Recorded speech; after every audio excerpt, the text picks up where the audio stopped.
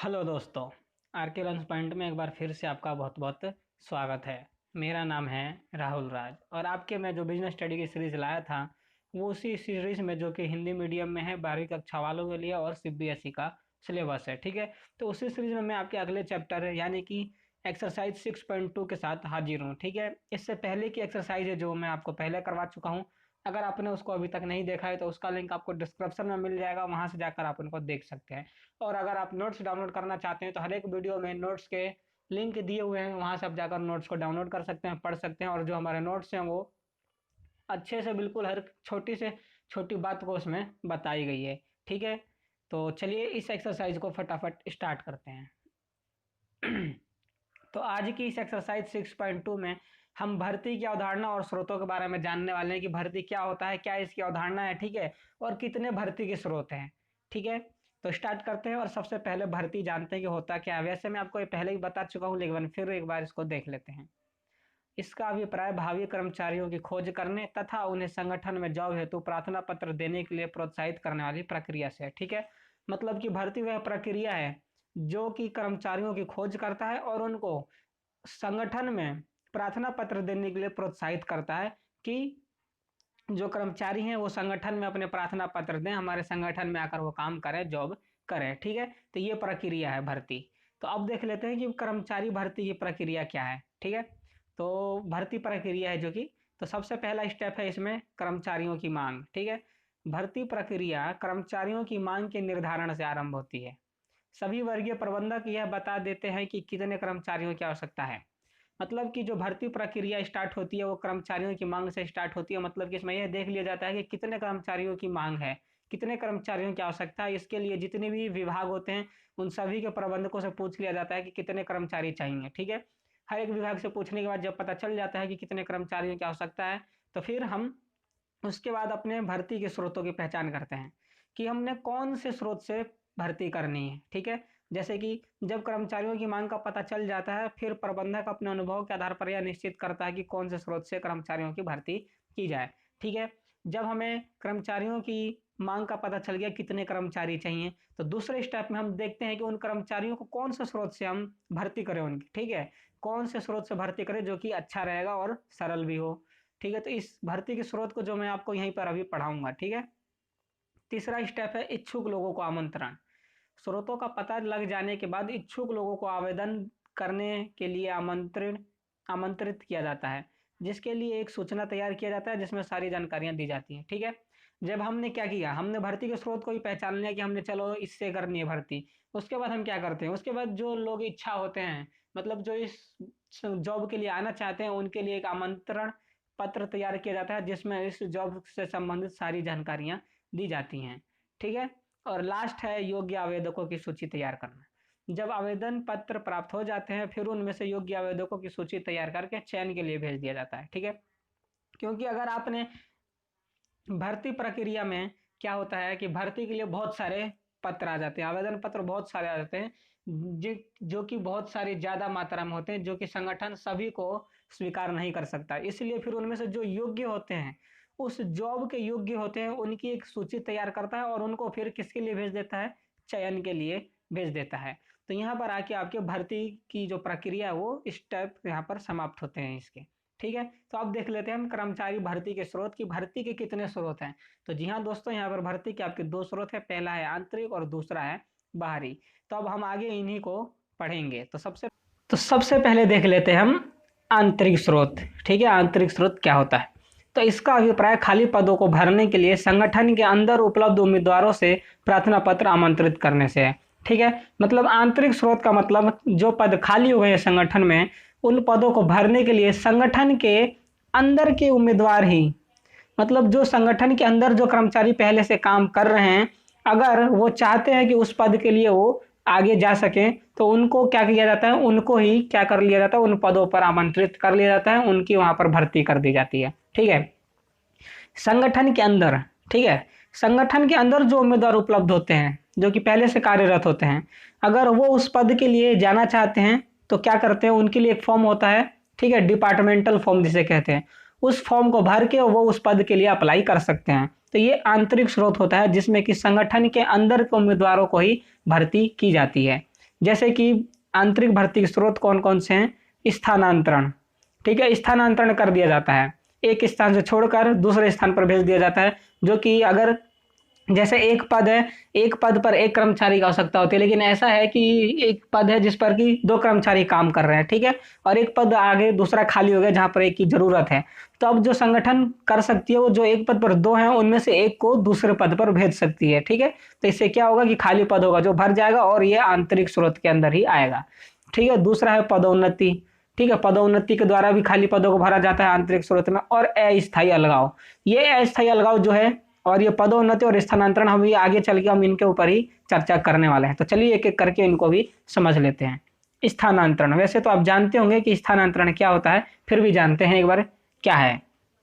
इसका अभिप्राय कर्मचारी को एक विभाग से दूसरे विभाग व एक शाखा से दूसरे शाखा में पहले जैसे पद पर स्थानांतरित करते हैं। मतलब कि एक कर्मचारी जो पहले मान लीजिए क्या था, एक संगठन में कार्यरत था, जिस पद पर वो कार्यरत था, ठीक है, वो उस शाखा से हटाकर दूसरे शाखा में उसी पद पर स्थानांतरित कर दिया जाए। मतलब कि क्या होगा कि उसका पद चेंज नहीं होगा, पद तो वही रहेगा, जो वो काम पहले कर रहा था काम वो अभी भी वही करेगा, लेकिन क्या होगा कि उसका शाखा चेंज हो जाएगा, उसका विभाग चेंज हो जाएगा, ठीक है, उसका डिपार्टमेंट चेंज हो जाएगा, लेकिन काम उसका वही रहेगा, ठीक। तो इसको कहते हैं स्थानांतरण।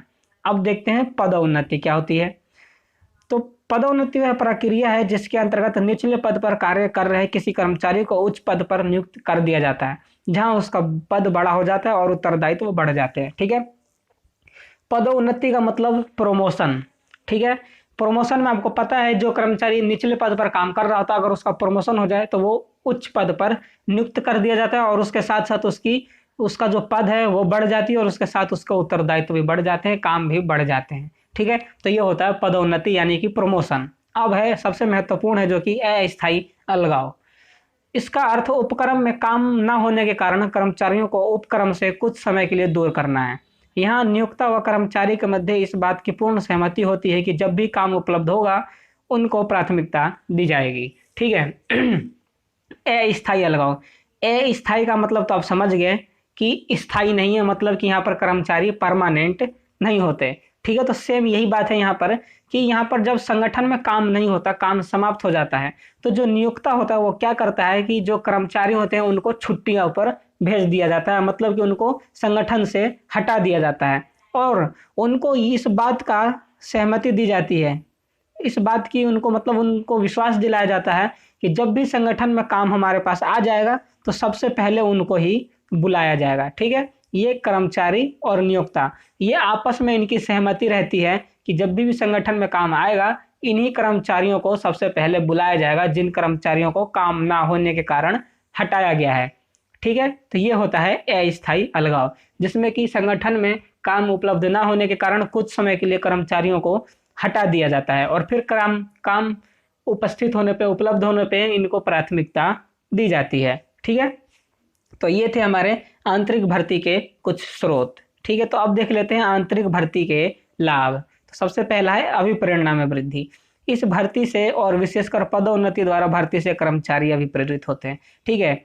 जिस कर्मचारी का पदोन्नति हुआ मतलब बड़े पद पर पहुंच गया तो सीधी सी बात है वो खुशी के मारे इतना बौखला जाता है कि भाई ऐसा क्या हो गया उसको, ठीक है। तो इससे क्या होता है कि वो अभिप्रेरित होते हैं, काम को और अच्छा करने की प्रयास करते हैं ताकि उनका और आगे चल के पदोन्नति का रास्ता खुला रहे, ठीक है। तो इससे कर्मचारी क्या होते हैं, अभिप्रेरित होते हैं, काम को और अच्छे ढंग से करते हैं। तो अब देख लेते हैं अगला है औद्योगिक शांति। भर्ती के अंतर्गत आंतरिक स्रोत का प्रयोग किए जाने पर पदोन्नति की खुशी में कर्मचारी वर्ग संतुष्ट रहता है और शांति स्थापित रहती है, ठीक है। इससे क्या होता है कि आंतरिक स्रोत का प्रयोग करके हम जब भी भर्ती करते हैं तो इससे क्या होता है कि औद्योगिक शांति बनी रहती है, ठीक है। क्यों? क्योंकि जिस कर्मचारी का पदोन्नति हुआ है वो तो वैसे ही खुशी के मारे उसके फूले ना समा रहे होंगे, ठीक है। तो वो कर्मचारी क्या है, वो संतुष्ट रहता है, उसको और किसी चीज की उस टाइम पे लालच नहीं होती क्योंकि वो खुद वो पदोन्नति होकर उच्च पद पर गया है। जिससे क्या होता है कि यहाँ पर शांति स्थापित रहती है और कोई भेदभाव, कोई मतलब अनशन वनशन कुछ भी इन सब की चीजों की वहां पर क्या होती है,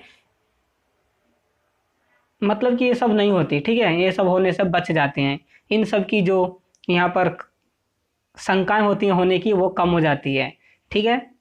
अगला है सरल चयन। संस्था के अंदर काम कर रहे व्यक्तियों के बारे में सारी जानकारियां होती हैं, परिणामतः चयन सरल बन जाता है। ठीक है, क्योंकि जो कर्मचारी पहले से संस्था के अंदर काम कर रहा है तो संस्था के पास पहले से उस कर्मचारी के सारे रिकॉर्ड होंगे, तो इससे क्या हो जाता है कि चयन होता है जो वो सरल आसान हो जाता है। क्योंकि अगर कोई नया कर्मचारी आएगा तो उसके बारे में सारी जानकारियां एकत्रित करनी पड़ती है, जिसमें कि पैसा और धन और समय तीनों चीजें खर्च होती हैं। ठीक है, अगला है प्रस्तुतिकरण की आवश्यकता नहीं। प्रस्तुतिकरण का अर्थ नए कर्मचारी को उस वातावरण से परिचित करवाना है जहां उसे काम करना है, जिसकी यहाँ जरूरत नहीं पड़ती। ठीक है, क्योंकि जो कर्मचारी पहले से संगठन के अंदर काम कर रहा है तो वो पहले से अपने वातावरण से परिचित होता है, उसे पता होता है कि मुझे कौन से वातावरण में रहना है, क्या काम करना है। ठीक है, तो इससे क्या होता है कि इससे प्रस्तुतिकरण की आवश्यकता नहीं पड़ती, मतलब उस कर्मचारी को उसके संगठन से परिचित नहीं करवाना पड़ता, क्योंकि वो ऑलरेडी पहले से ही परिचित होता है। और लास्ट है मितव्ययी स्रोत। भर्ती का आंतरिक स्रोत मितव्ययी स्रोत है, क्योंकि इसमें कर्मचारियों के खोजने व उनके प्रशिक्षण आदि पर खर्च नहीं करना पड़ता। ठीक है, जो आंतरिक स्रोत है इसमें क्या होता है, ना हमें कर्मचारियों को खोजना पड़ता है और ना ही इनको प्रशिक्षण देना पड़ता है, जिससे कि कर्मचारियों को खोजने और इनको प्रशिक्षण देने वाले जो खर्च होते हैं हमारे वो बच जाते हैं। इसलिए इसको मितव्ययी स्रोत कहते हैं, क्योंकि नया कर्मचारी आएगा तो उसको प्रशिक्षण भी देना पड़ेगा और नए कर्मचारी के लिए हमें उनको ढूंढना भी पड़ेगा। ठीक है, तो उस पर खर्च होता है जो कि आंतरिक स्रोत में नहीं होता है, ये बच जाता है।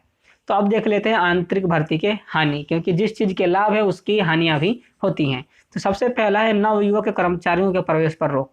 ठीक है, सबसे पहली हानि इसकी यह है कि जो नए नए कर्मचारी नवयुवक हैं, ठीक है, उनके प्रवेश पर क्या होता है, रोक लग जाता है, क्योंकि बाहर से कोई कर्मचारी इसमें नहीं लेते। तो जो नए नए कर्मचारी होते हैं, नवयुवक होते हैं, उनको मौका नहीं मिलता, कि जो कि बेरोजगार रह जाते हैं। ठीक है, अगला है नए संगठनों के लिए उपलब्ध ना होना। अब जो कर्मचारी एक संगठन में पहले से काम कर रहा है, ठीक है, वो दूसरे संगठन नए संगठन के लिए उपलब्ध नहीं हो पाएगा, क्योंकि वो उसी संगठन के अंदर ही दोबारा से क्या भर्ती हो गया है।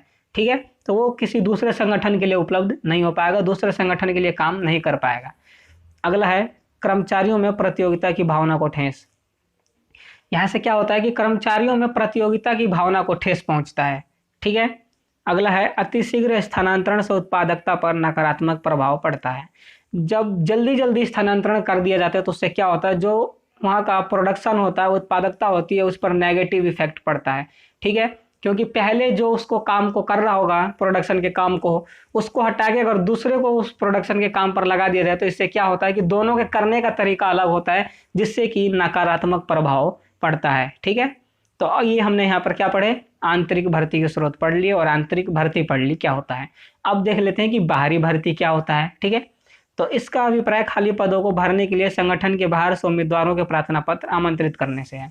ठीक है, बाहरी भर्ती में जो संगठन में पद खाली हुए हैं उनको भरने के लिए हम क्या करते हैं, संगठन के बाहर से कर्मचारियों को, उम्मीदवारों को प्रार्थना पत्र आमंत्रित करने के लिए प्रोत्साहित करते हैं। ठीक है, नवयुवकों को, जो कि आंतरिक भर्ती में क्या थे, बेरोजगार थे। ठीक है, तो अब देख लेते हैं बाहरी भर्ती के स्रोत कौन कौन से हैं। वैसे बाहरी भर्ती के स्रोत तो बहुत सारे हैं, लगभग 12 हैं। तो चलिए फिर भी मैं एक एक करके आपको बता देता हूँ। सबसे पहला है प्रत्यक्ष भर्ती। इसका अभिप्राय भर्ती के उस स्रोत से है जिसके अंतर्गत दैनिक मजदूरी आधार पर भर्ती किया जाता है। ठीक है, जो प्रत्यक्ष भर्ती है इसमें दैनिक मजदूरी दर के आधार पर भर्ती किया जाता है, मतलब रोजाना काम करो, रोजाना पैसा लो, दैनिक मजदूरी आधार, दिन के काम करो, एक दिन काम करो और एक दिन का पैसा। ठीक है, दूसरा है आकस्मिक बुलावा। इसका अभिप्राय भर्ती के उस स्रोत से है जिसके अंतर्गत उम्मीदवारों का डाटाबेस तैयार करता है ताकि पद खाली होने पर उन्हें आसानी से भरा जा सके। आकस्मिक बुलावा क्या करता है कि ये जो भी उम्मीदवार होते हैं जो कि अभी रोजगार की तलाश में होते हैं, उन सब का डाटाबेस तैयार करके रख लेता है ताकि जैसे ही पद खाली हो उनको तुरंत आसानी से भरा जा सके। ठीक है, तो इसको कहते हैं आकस्मिक बुलावा, यानी इमरजेंसी बुलावा। ठीक है, अगला है विज्ञापन माध्यम। विज्ञापन संस्था के बाहर से कर्मचारियों को खोजने का एक प्रभावपूर्ण तरीका है जिससे पदों के लिए बड़ी मात्रा में लोगों को आकर्षित किया जाता है। ठीक है, आजकल विज्ञापन इतने हो गए हैं कि हर एक विज्ञापन में आपको कोई ना कोई जॉब की मिल जाएगी। ठीक है, तो इससे क्या होता है कि इससे जो बाहर के कर्मचारी होते हैं, ठीक है, क्योंकि जो आंतरिक भर्ती है वो तो आंतरिक ही है, ये है आपका जो विज्ञापन माध्यम, ये बाहरी भर्ती का स्रोत है। ठीक, तो इससे क्या होता है कि बड़ी मात्रा में लोग अभिप्रेरित होते हैं इस जॉब के लिए आकर्षित होते हैं। क्यों होते हैं? क्योंकि विज्ञापन आपको पता है एक ऐसी चीज है जो कि आग की तरह फैलती है। अगर एक बार विज्ञापन रिलीज हो गया तो जाने उसको कितने लोग देख रहे हैं, जिससे कि बड़ी मात्रा में लोग इसके लिए क्या होते हैं, आकर्षित होते हैं इसकी तरफ और संस्था में आकर जॉब को प्राप्त करना चाहते हैं। ठीक है, अगला है रोजगार कार्यालय। प्रत्येक जिले में सरकार द्वारा रोजगार कार्यालय खोले जाते हैं जहां पर नौकरी के इच्छुक व्यक्तियों के नाम दर्ज होते हैं। कंपनियों में पद खाली होता है तो वो रोजगार कार्यालय से संपर्क कर लेते हैं। ठीक है, ये जो रोजगार कार्यालय है ये पहले हुआ करता था, अब का तो मैं कह नहीं सकता, लेकिन पहले हुआ करता था। हर एक जिले में ये सरकार द्वारा खुलवाया जाता था, क्या, रोजगार कार्यालय। ठीक है, और ये इसलिए खुलवाया जाता था कि जो व्यक्ति नौकरी को खोज रहा है, नौकरी की खोज में है, उसे नौकरी नहीं मिल रही, तो वो इस रोजगार कार्यालय में जाकर अपना नाम दर्ज करवा सकता था। ठीक है, इसके लिए कुछ फीस लगती थी इसमें नाम दर्ज करवाने के लिए। ठीक है, वो तो मेरे को पता नहीं है कितनी लगती थी, तो लेकिन कुछ फीस होती थी इसमें दर्ज करवाने के लिए। तो वो जो व्यक्ति नौकरी की खोज में है वो अपना नाम यहाँ पर दर्ज करवा लेता था, और जैसे ही किसी संगठन या किसी कंपनी का पद खाली होता था, वो कंपनी सीधा रोजगार कार्यालय से संपर्क करती थी और अपने कर्मचारियों को अपने कार्यालय से संपर्क करके अपने पद को भर लेती थी। ठीक है, इससे क्या होता था कि कंपनियों को इधर उधर कर्मचारियों की खोज नहीं करनी पड़ती थी, ज्यादा उनको पैसा समय बर्बाद नहीं करना पड़ता था, वो सीधा रोजगार कार्यालय से संपर्क करती थी और कर्मचारी ले जाती थी। ठीक है, तो इससे दो को फायदा होता था, एक तो वो जो नौकरी ढूंढ रहा था और दूसरा वो कंपनी जिसको नौकरी देनी थी। तो दोनों को आसानी से नौकरी मिल गई और उसको उसके संगठन में कर्मचारी मिल गए। ठीक है, तो अगला है प्लेसमेंट एजेंसी। ये भी रोजगार कार्यालय जैसा ही है, लेकिन निजी लोगों द्वारा इसकी स्थापना की जाती है और ये रोजगार कार्यालय की तरह ही काम भी करता है। ठीक है, ये जो प्लेसमेंट एजेंसी है ये रोजगार कार्यालय ही है, लेकिन ये प्राइवेट है और रोजगार कार्यालय है जो सरकारी है। दोनों में डिफरेंस इतना है, बस दोनों काम एक ही करते हैं। ठीक है, क्या है, प्लेसमेंट एजेंसी प्राइवेट है और रोजगार कार्यालय गवर्नमेंट है, दोनों का काम एक ही है, बस डिफरेंस ये है कि ये प्राइवेट है और वो गवर्नमेंट है। ठीक है, तो अगला है प्रबंध परामर्शदाता।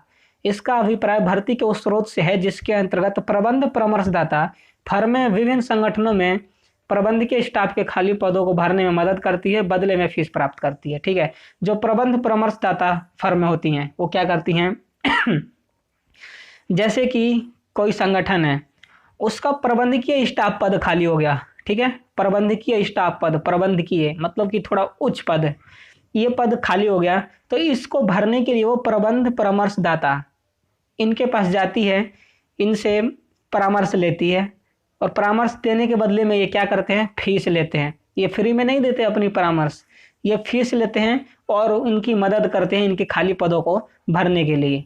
ठीक है, तो अगला है कैंपस भर्ती।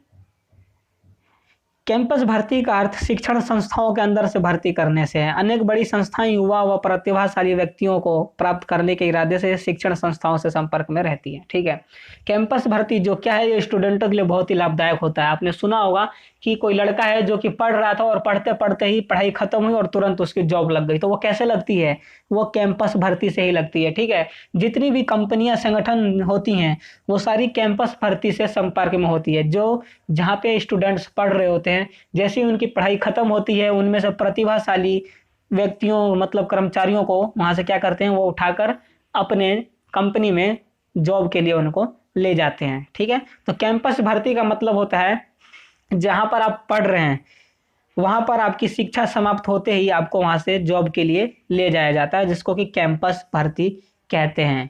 ठीक है, अगला है सिफारिश। संस्था में अच्छे श्रम प्रबंध स्थापित करने के उद्देश्य से प्रबंधक कभी कभी भर्ती वर्तमान कर्मचारियों की सिफारिश से भी करते हैं। ठीक है, सिफारिश आपको पता चली गया, नाम से ही पता चल रहा है कि किसी व्यक्ति के बारे में सिफारिश करना और ताकि उसकी जॉब लग जाए।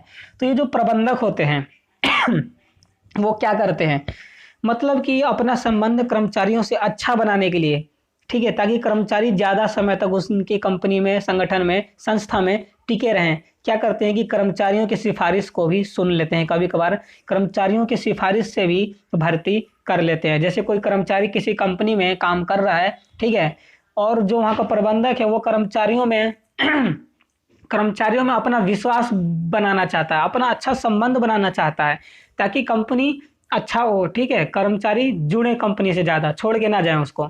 तो उसके लिए प्रबंधक वो क्या करता है, वो कर्मचारियों की सिफारिशों को सुनता है और इनके सिफारिशों के आधार पर ही भर्ती भी कभी कभार कर लेता है। ठीक है, तो अगला है श्रम एवं ठेकेदार। ठेकेदार श्रमिक व प्रबंधकों के बीच की कड़ी के रूप में होते हैं, ठीक है। सॉरी, जो ठेकेदार होते हैं वो श्रमिक और प्रबंधक दोनों से ही जुड़े होते हैं, ठीक है ना। दलाल जिसे बोलते हैं ना बीच का, एक तरीके के ये दलाल ही होते हैं ठेकेदार, ठीक है। जैसे ही प्रबंधक श्रमिकों की मांग करता है, ठेकेदार तुरंत उनकी पूर्ति कर देता है। क्यों कर देता है? क्योंकि वो एक तरफ तो ठेकेदार है और वो प्रबंधक से भी जुड़ा है और कर्मचारियों से भी जुड़ा है, दोनों के बीच की कड़ी है वो, ठीक है। तो जैसे ही प्रबंधक कर्मचारियों की मांग करता है, ठेकेदार कर्मचारियों के पास जाता है, तुरंत उनको लेकर आता है और प्रबंधक को सौंप देता है, ठीक है। सॉरी, थोड़ा मेरा गला खराब है आज, कोई बात नहीं, लेकिन आगे बढ़ते हैं। अगला है प्रसारण। आजकल बड़े संगठन टेलीविजन पर खाली पदों के प्रसारण को प्राथमिकता दे रहे हैं। प्रसारण के दौरान खाली पद, वांछित योग्यताएं एवं अनुभव, पारिश्रमिक आदि की जानकारियां दी जाती है, ठीक है। प्रसारण में आपने देखा होगा, यानी कि टीवी पर जो एड्स आते हैं उनको प्रसारण कहते हैं हम, ठीक है। जो कंपनियां हैं वो आजकल टीवी पर बहुत सारे ऐड देती है, प्रसारण करती है, अपने संगठन के लिए जॉब को ऐड देती है टीवी के ऊपर। जैसे आपने नेवी का देखा होगा, इंडियन आर्मी का देखा होगा, ये जो हैं ये सारे के सारे टीवी पर ऐड देते हैं, ठीक है। इसके दौरान वो अपने खाली पद को और उसके लिए वांछित योग्यताएं क्या होनी चाहिए, अनुभव कितना, एक्सपीरियंस कितने साल का होना चाहिए और उसके लिए क्या पारिश्रमिक सैलरी कितनी मिलेगी, ये सारी जानकारियां उसमें वो बताते हैं, ठीक है। ये भी एक आपका बाहरी भर्ती का स्रोत है, ठीक है। और अगला है जो कि लास्ट यहाँ पर आपका ये समाप्त हुआ, ठीक है। तो यहाँ पर मैंने आपको सारे भर्ती के स्रोत बता दिए, बाहरी भर्ती के स्रोत जितने थे वो मैंने आपको यहाँ पर बता दिए। मैं आशा करता हूँ कि आपको समझ में आ गया होगा, ठीक है। अगर फिर भी कुछ समझ में नहीं आया, कोई कन्फ्यूजन है, तो उसको कमेंट करके आप बता सकते हैं, मैं आपको उसका रिप्लाई ज़रूर से ज़रूर करूँगा, ठीक है।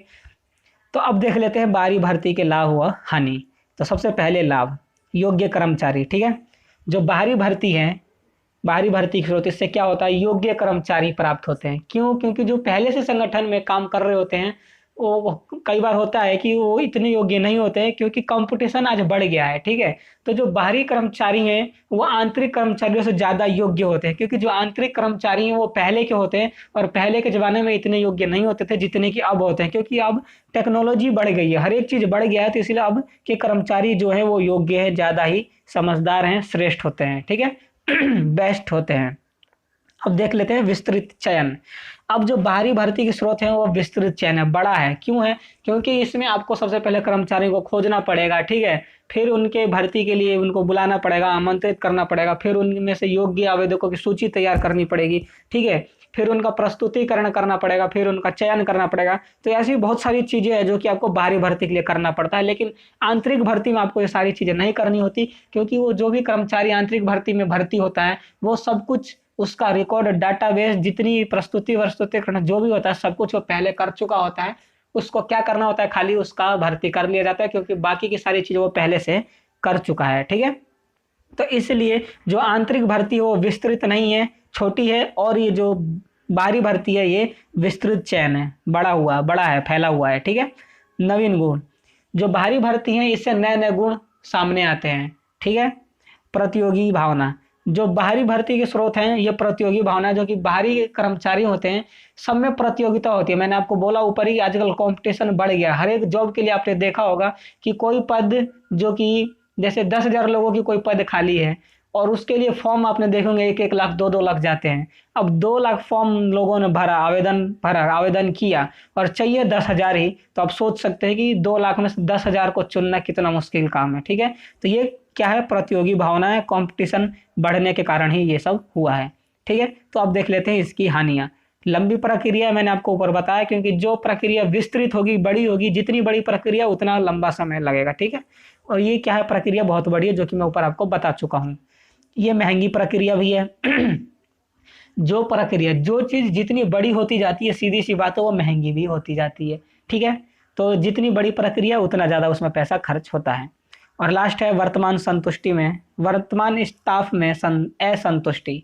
जो वर्तमान में काम कर रहे होते हैं वो असंतुष्ट हो जाते हैं। क्यों असंतुष्ट हो जाते हैं? क्योंकि उनका पदोन्नति अब होने के चांस जो थे पहले वो अब नहीं है, क्योंकि सीधा बाहरी भर्ती से वो क्या हुआ, पद भर गया है, जिससे कि उनके पदोन्नति का रास्ता भी बंद हो गया है। इसलिए जो वर्तमान स्टाफ होते हैं वो असंतुष्ट हो जाते हैं, क्योंकि उनके जो प्रमोशन के चांसेस होते हैं, ठीक है, स्थानांतरण के चांसेस होते हैं, जो कि यहाँ पर समाप्त हो जाते हैं बाहरी भर्ती के स्रोत से पद भर जाने के कारण।